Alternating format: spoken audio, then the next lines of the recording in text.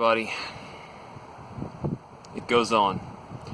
Alright, I'm going to break out one of the big guns today, one of the wilder stories in my arsenal. I'm going to tell the story about how an ill-timed bathroom moment outdoors cost me roughly $100,000. And to do that, I have to talk a little bit about my first book deal. Now, a few videos ago, I had mentioned a story where I convinced portly secretary's portly nephew to go on an all-fried chicken diet. And the precursor to the story was about how I was losing a tremendous amount of weight. Well, to set this story up, I have to play that story out a little bit longer. So I'd left it where I was doing a diet where I was eating every other day, losing a lot of weight, and I dropped from something like 350 pounds to, like 200-ish pounds.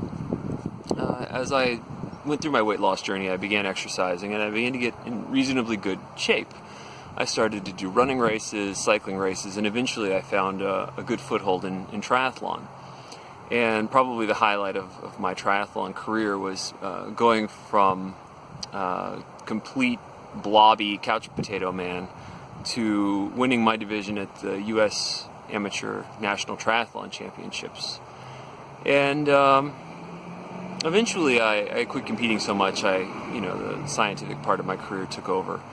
But after a couple of years of thinking about this, I thought it might be an interesting story for people who are legitimately struggling with their weight to hear how much change one person could make. So I decided to write a book. Long story short, I wrote a book, and then I started to shop it around to publishers.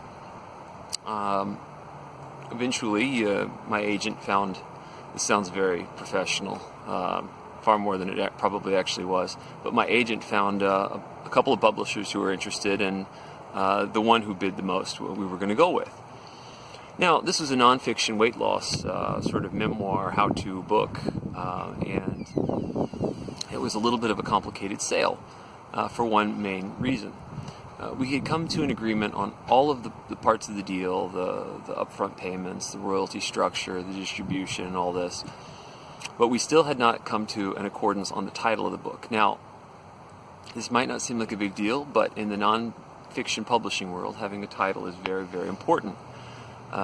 Fiction, it doesn't matter. You can call it whatever you want, but a non-fiction title has to very clearly communicate what the book is going to be about. So, my original title for the book was Eating the Elephant, some sort of a colon, a scientist's rational journey to weight loss or some shit like that. Anyway, Eating the Elephant was supposed to reflect the difficulty in going from extremely fat to extremely fit. You had to do it just like you would the old joke about eating an elephant. You do it one bite at a time. And I thought this was a nice, sort of clever play on words to delineate the process, but my publisher, my ostensible publisher, disagreed with this. And we gone back and forth about potential titles, and she didn't like the ones I was coming up with, and I didn't like the one she was coming up with. So eventually, after some protracted discussions, we decide that we are going to have a phone call, and we are going to finally iron out the title, and then we are going to get the papers signed, and I'm going to have my first book deal. So obviously I want this to happen, so I'm very excited when the day of the call comes. Morning of the call, I get nothing. About an hour after they were supposed to call me, I get a call from the publisher. She said there's a problem at their printing facility she has to attend to, and she'll call me back later today. So I'm at work waiting for the call, not doing anything, because this is way more important than what I was doing in the lab. And the day goes by, and around 6 o'clock, I finally realized that the call's not going to happen today. It's probably going to get pushed. So I go home, and I've got a lot of nervous energy, of course, so I decide to go for a run. And as I mentioned in earlier stories, I'm living on the south side of Chicago at this point. And it's November, and I go for a run on the lake path going north. So I'm about 3 miles into the run, and I'm about as far as I'm going to get from home, when I feel a certain intestinal pressure, a very familiar one, especially if you listen to tales I tell here, and I realize I'm going to have to stop for a break. So Fortunately, the lakefront trail is covered with bathrooms, and I come up on one. There are these little freestanding tiny houses, and I try the door and it's locked. And apparently Chicago shuts down the lakefront bathroom houses in the winter because the pipes freeze and homeless people try to live in them, and no one's on the path anyway except for joggers who need to use the bathroom pretty desperately. So the bathroom is not available to me, and I have basically two options. One is to sort of clench my butt cheeks up and waddle back home, or what do they call it in Spanish? Baños naturales.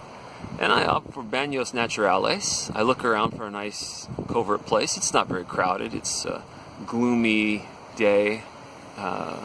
It's starting to snow a little bit, and the sun is beginning to set. And I see a patch of weeds which are about chest high that I think I can crouch down in and get the worst of it out of my system so I can get back home. So I'm stripped down the pants and get low, and I'm doing my thing, and I'm on a particularly curvy part of the path. So I am naturally surprised when two police officers on bicycles roll up and stop right by where I'm crouched. And I figure I'm about to be arrested for public nudity or defacing the city property via scatological means or something. The cops get off, and it's clear they know exactly where I am, but they turn the other way. They go over to this little bathroom house, and they're poking at it. And I realize that they're just doing a routine check. They're making sure that the place is secured, no one's broken in, maybe that it's intact for the winter and sealed up nicely or whatever. But they're not after me. That's the key thing.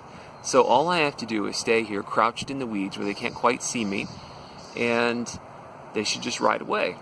Now, as I'm sitting there motionless with my pants around my ankles, I should probably mention that I have these big lobster claw gloves which have pockets in the back, and just in case the publisher decided to call me, I have brought my phone with me. And as I sit crouched in the weeds, in the darkness, as it starts to snow, my left glove begins to ring. My ringtone, if it does anything for you, was Crazy by Gnarls Barkley. And I realized that I need to answer this pretty quickly or turn off the phone. And I'm not quite sure how to silence a phone call on my Razr flip phone. So I have no choice but to answer it, because it's quieter to talk to this person than to let it ring and be discovered the way I am by the cops. And I'll give you one guess who's calling. And I make a very unwise decision to take this call. So I'm talking to my publisher with some cops examining a restroom facility maybe 20 yards away, and I'm whispering my half of the conversation. I'm like, hello, and she's unaware, of course, that I'm in a sticky situation. She just launches right into it. She's telling me how great the prose is in my book and how excited she is to be working with me and all this crap that, normally I would eat this up with a spoon, but I got bigger problems right now. So I'm like, yeah, thank you, that's great. And she starts talking, and I'm trying to pay attention to her side of the conversation and my side of the conversation, but I've also sort of juggling this police matter that's going on nearby. And I get distracted. The officers come back towards me, and I think they've detected me. And no, they're just getting something else.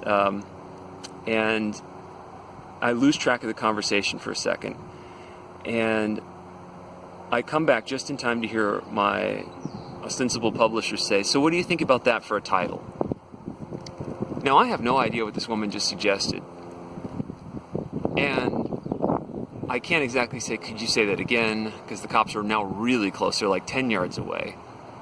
And I can't really get into an elaborate back and forth for pretty obvious reasons. So I say, yeah, that sounds good. So she says, okay, great. Well, I'll send you the mock-ups when they're ready. And she hangs up. And I sit there, again, pants down, waiting for the cops, suffering with aching knees until they leave. And then, when I'm alone again, I manage to reclothe myself and get back home. And when I get back home, it really sinks in that I have no idea what the title of the book I agreed to is. contract I've signed with them doesn't stipulate what it is, and no one follows up to verify the title with me. So a few months go by, and people are asking me, what's your book going to be, and what's it going to be called? And I can tell them what it's about, but I don't know what it's going to be called. So one day I get a package in the mail, and it's printer's copies of the book for me to review. And I get my first look at the title of the book that I agreed to. It's this: Ultra Fat to Ultra Fit. Can you think of a worse book title than that? I mean, I look at it for 2 seconds and I realize that this is going to be problems. And first of all, it's a terrible name. The second thing was, when we did press for the book, every single interviewer would screw it up and flip the title. They would say, this is Noah Walden, author of Ultra Fit to Ultra Fat. And I would correct them and say, it's actually Ultra Fat to Ultra Fit. And they would go, oh! And it happened so many times I had a joke. I would say that Ultra Fit to Ultra Fat was going to be the sequel. Now, it was too late to change, and of course I could never come clean to my publisher that I was, in flagrante delictos during that conversation where we decided on the title, and I certainly couldn't blame her. But nevertheless, the title did affect us. Now, Ultra Fat to Ultra Fit sold about 10 or 12,000 copies, which is a reasonable run for a first-time author with absolutely no street cred writing a nonfiction weight loss memoir. But if you scale it, I think Eating the Elephant is 10 times better. And 10 times 12 to 14,000 book sales would be about $100,000. So I would argue that little ill-timed bathroom stop cost me about $100K. Anyway, I mean, we all have regrets. That's one of them for me. I'll see you guys tomorrow.